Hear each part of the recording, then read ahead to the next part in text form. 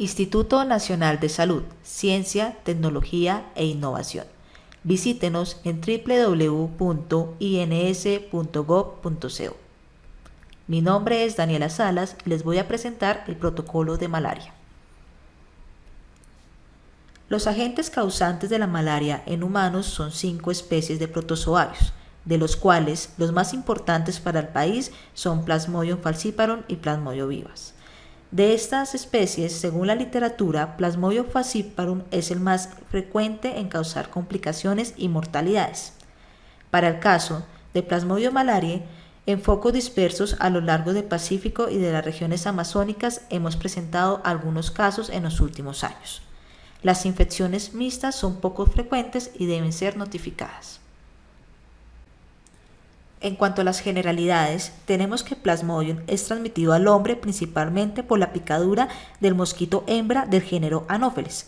También se puede dar por transfusiones sanguíneas, congénitamente y en ocasiones por pinchazos con instrumentos cortopunzantes contaminados.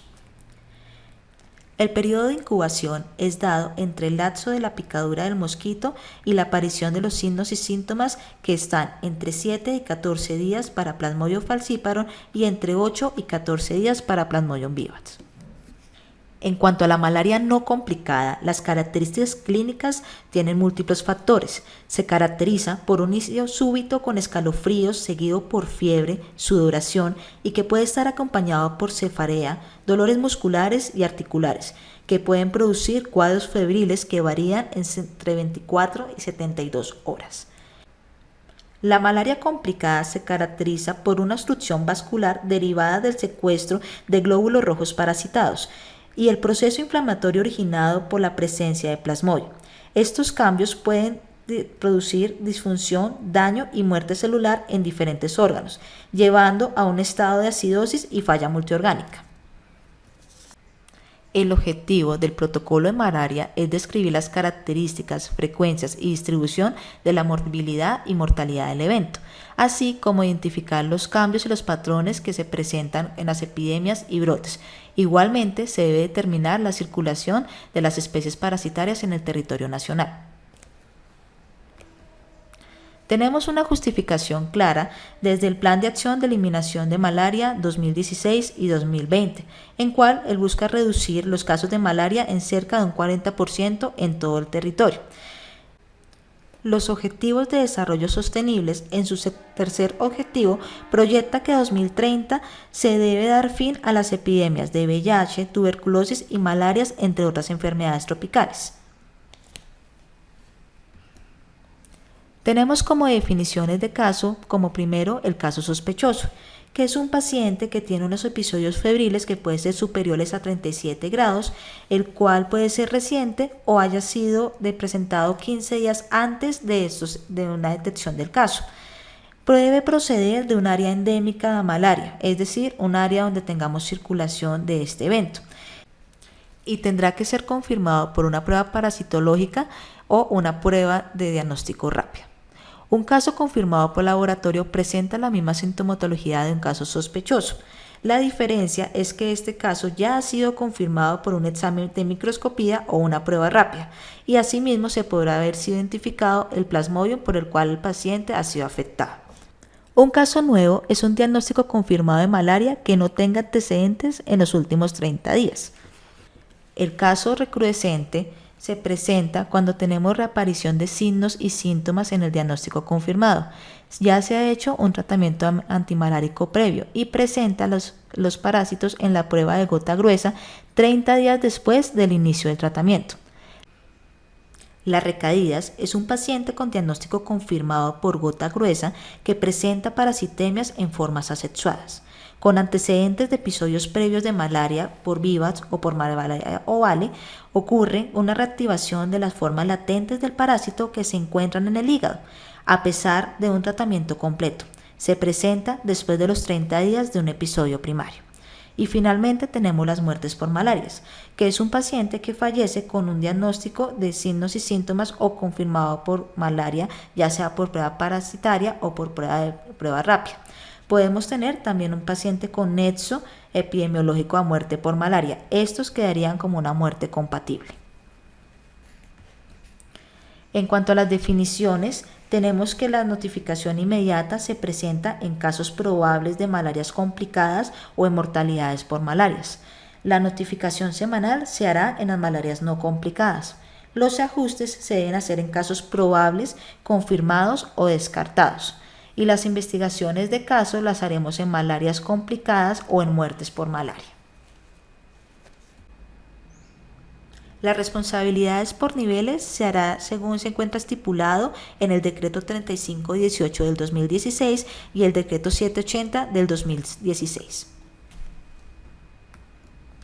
El análisis de la información debemos tener en cuenta que se hará por boletines epidemiológicos semanales, igualmente se debe hacer un análisis periódico a nivel territorial, se harán los cálculos de los índices parasitarios que tengamos en cada uno de nuestros territorios a nivel municipal y departamental.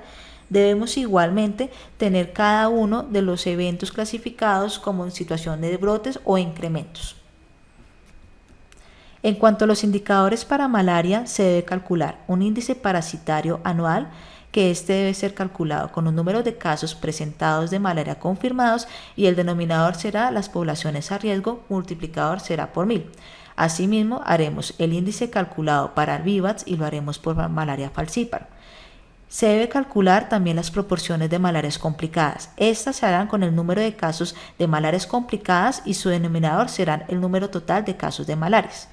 Las tasas de mortalidad de malaria se deben hacer con numeradores, el número de muertes presentadas por malaria confirmadas y el denominador, la población a la mitad del periodo.